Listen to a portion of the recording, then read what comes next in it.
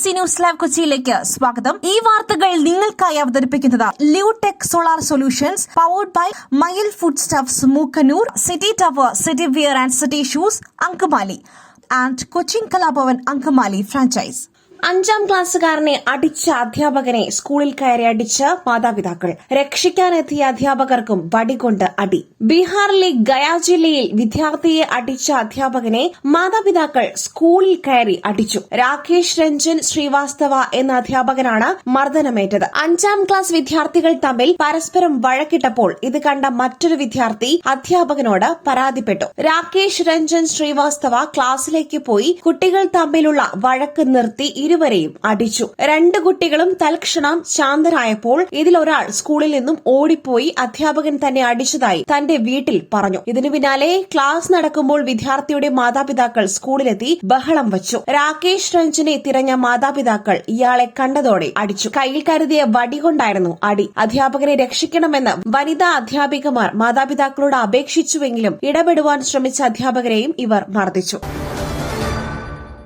വീണയെ വിമർശിച്ച CPM നേതാക്കൾക്കെതിരെ നടപടി. ആറന്മുളയിൽ LDF വിശദീകരണ യോഗം ചേരും. പത്തനംതിട്ട കോട്ടയം മെഡിക്കൽ കോളേജിലെ അപകടത്തിന് പിന്നാലെ ആരോഗ്യമന്ത്രി വീണ ജോർജിനെതിരെ ഫേസ്ബുക്കിൽ പോസ്റ്റിട്ട നേതാക്കൾക്കും പ്രവർത്തകർക്കും എതിരെ നടപടിയെടുക്കുവാൻ CPM. പത്തനംതിട്ട ജില്ലാ സെക്രട്ടേറിയറ്റിലാണ് ഇത് സംബന്ധിച്ച തീരുമാനമുണ്ടായത്. 3 ദിവസത്തിനകം ബന്ധപ്പെട്ട ഘടകങ്ങൾ നടപടിയെടുത്ത് റിപ്പോർട്ട് ചെയ്യണമെന്ന് ജില്ലാ സെക്രട്ടേറിയറ്റ് നിർദ്ദേശം നൽകി. ഇരവിപേരൂർ ഏരിയ കമ്മിറ്റി അംഗം N Rajeev, Elanthoor local committee അംഗം ജോൺസൺ എന്നിവരാണ് വീണ ജോർജിനെ വിമർശിച്ച് ഫേസ്ബുക്കിൽ പോസ്റ്റിട്ടത്. ആരോഗ്യമന്ത്രിക്കെതിരായ പ്രചാരണങ്ങളെ പ്രതിരോധിക്കുവാൻ മന്ത്രിയുടെ നിയോജക മണ്ഡലമായ ആറന്മുളയിൽ വ്യാഴാഴ്ച LDF വിശദീകരണ യോഗം ചേരും. എല്ലാ പഞ്ചായത്തുകളിലും റാലിയും വിശദീകരണ യോഗവും സംഘടിപ്പിക്കുവാനും ജില്ലാ സെക്രട്ടേറിയറ്റിൽ തീരുമാനമായി. ചെങ്കടലിൽ കപ്പലിന് നേരെ ആയുധധാരികളുടെ ആക്രമണം. തിരിച്ചടിച്ച സുരക്ഷാ സംഘം. സംഘർഷം തുടരുന്നു. സന യമനിൽ ചെങ്കടലിൽ കപ്പലിന് നേരെ ആയുധധാരികളുടെ ആക്രമണം. കപ്പലിന്റെ സായുധ സുരക്ഷാ സംഘം തിരിച്ചടിച്ചതായാണ് വിവരം. സംഘർഷം തുടരുകയാണെന്നും സംഭവത്തെക്കുറിച്ച് അന്വേഷിച്ചു വരികയാണെന്നും United kingdom maritime trade operations centre അറിയിച്ചു. യമന്റെ തെക്കു പടിഞ്ഞാറൻ ഭാഗത്തായാണ് ആക്രമണം. മേഖലയിൽ കപ്പലുകൾക്ക് ജാഗ്രതാ നിർദ്ദേശം പുറപ്പെടുവിച്ചു. ചെറിയ ബോട്ടുകളിൽ എത്തിയ സംഘമാണ് ആക്രമണം നടത്തിയത്. ആക്രമണത്തിന്റെ ഉത്തരവാദിത്വം ഇതുവരെ ഒരു സംഘടനയും ഏറ്റെടുത്തിട്ടില്ല. യമനിലെ ഹൂതി വിമതരുടെ ആക്രമണങ്ങളും ആഫ്രിക്കൻ ഗ്രൂപ്പുകളുടെ കടൽ കൊള്ളയും ഉൾപ്പെടെ ചെങ്കടൽ മേഖല നിരവധി ഭീഷണികൾ നേരിടുന്നുണ്ട്. ഇസ്രായേൽ ഹമാസ് സംഘർഷത്തിനിടയിൽ ഹൂതികൾ ഈ പ്രദേശത്ത് ആക്രമണം നടത്തിയിരുന്നു. പുട്ടു രുചികരമാവണമെങ്കിൽ മയിലിന്റെ പുട്ടുപൊടി തന്നെ വേണം. അതിന് ചെമ്പാപ്പുട്ടാണെങ്കിലും അങ്ങനെ തന്നെ. മയിൽ റൈസ് ആൻഡ് ഫുഡ് പ്രൊഡക്ട്സ്, ശ്രേഷ്ഠം സമ്പുഷ്ടം. അധികാരത്തിലിരിക്കുന്നത് പെണ്ണാകുമ്പോൾ ചിലർക്ക് ഉശിരി കൂടും. ചാണ്ടിയുമ്മന്റെ അഭിനയത്തിന് ഓസ്കാറെങ്കിലും കൊടുക്കണം.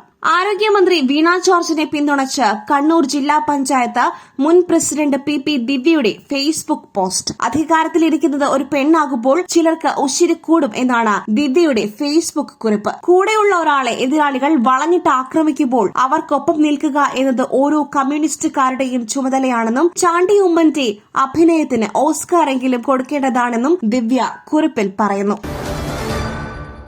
പാചകവാതകം ചോർന്ന് തീപിടിച്ചു.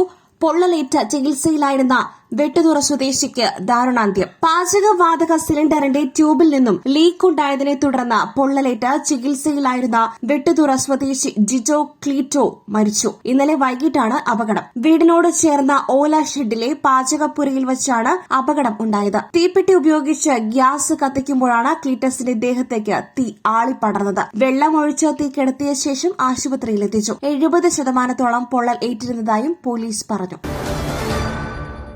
ഈ സിരകളിൽ ഒഴുകുന്ന രക്തം ഞങ്ങളുടെ നേതാവിനുള്ളത്. സംഘർഷത്തിന് ശേഷം ആദ്യമായി പൊതുപരിപാടിക്കെത്തി ഖമനി. ഇസ്രായേലുമായി 12 ദിവസം നീണ്ടുനിന്ന സംഘർഷത്തിനൊടുവിൽ ആദ്യമായി പൊതുപരിപാടിയിൽ പങ്കെടുത്ത ഇറാൻ പരമോന്നത നേതാവ് ആയത്തുള്ള അലി ഖമൈനി. ടെഹ്റാനിൽ നടന്ന മതചടങ്ങിലാണ് അദ്ദേഹം പങ്കെടുത്തതെന്ന് രാജ്യാന്തര മാധ്യമങ്ങൾ റിപ്പോർട്ട് ചെയ്തു. കറുത്ത വസ്ത്രം ധരിച്ചാണ് ഖമൈനി എത്തിയത്. ഈ സിരകളിൽ ഒഴുകുന്ന രക്തം അത് ഞങ്ങളുടെ നേതാവിനുള്ളതാണെന്ന് തടിച്ചുകൂടിയ ജനം മുഷ്ടി ചുരുട്ടി ഉറക്കെ വിളിച്ചു പറയുന്നതിന്റെ വീഡിയോ സമൂഹ മാധ്യമങ്ങളിൽ പ്രചരിക്കുന്നുണ്ട്. ടെഹ്റാനിലെ ഇമാം ഖമൈനി മോസ്കിൽ നിന്നുള്ള ദൃശ്യങ്ങളാണ് പുറത്തുവന്നത്. F-35 F-35B കെട്ടിവലിച്ച് ഹാങ്ങറിലേക്ക് മാറ്റി. സാങ്കേതിക പ്രശ്നം പരിഹരിക്കുവാനുള്ള ഉപകരണം എത്തിച്ചു. എയർബസ് 400 മടങ്ങി.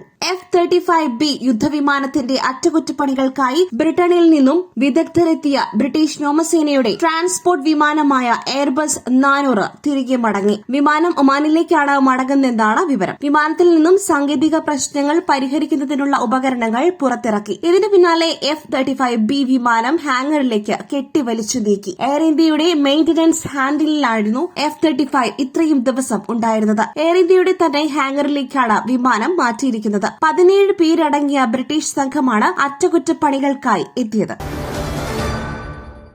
കോർട്ടിൽ ആഞ്ഞടിച്ച് അട്ടിമറിക്കാറ്റ്, ഐസിലും തണുക്കാത്ത മത്സരച്ചൂട്. എന്തൊക്കെയാണ് വിംബിൾഡണിൽ നടക്കുന്നത്? കത്തിക്കാളുന്ന ചൂടാണ് യൂറോപ്പിൽ. ഉഷ്ണതരംഗം മൂലം ജനം നട്ടം തിരിയുന്നു. ചൂട് 40 ഡിഗ്രിയിലേറെ ഉയരുവാൻ സാധ്യത എന്നാണ് വിലയിരുത്തൽ. ചൂടിൽ വിയർത്തും വിറപ്പിച്ചും ഓൾ ഇംഗ്ലണ്ട് ക്ലബിലെ പച്ചപ്പുൽ കോർട്ടിൽ താരങ്ങൾ കളം നിറഞ്ഞ് കളിക്കുകയാണ്. ഈ ചൂടിലേക്കാണ് വിംബിൾഡൺ അട്ടിമറിക്കാറ്റ് ആഞ്ഞടിക്കുന്നത്. നൊവാക് ജോക്കോവിച്ച് 25ാം ഗ്രാൻഡ് സ്ലാം നേടുമോ? അതോ 22 വയസ്സുകാരൻ കാർലോസ് അൽക്കാരസ് വീണ്ടും കിരീടം ചൂടുമോ? വനിതകളിൽ പുതിയൊരു ചാമ്പ്യൻ ഉണ്ടാകുമോ? അതോ പോളണ്ടുകാരി ഇഗ സ്വിയാതെക്കിന് പുൽക്കോട്ടിലെ ആദ്യ ഗ്രാൻഡ് സ്ലാം നേടാനാകുമോ? ചോദ്യങ്ങൾ ഏറെയാണ്. പക്ഷേ തികച്ചും അപ്രതീക്ഷിതമായ ചില കാര്യങ്ങളാണ് വിംബിൾഡണിൽ സംഭവിക്കുന്നത്. മറ്റൊരു വാർത്തയുമായി കണ്ടുമുട്ടുന്നതുവരെ നന്ദി, നമസ്കാരം.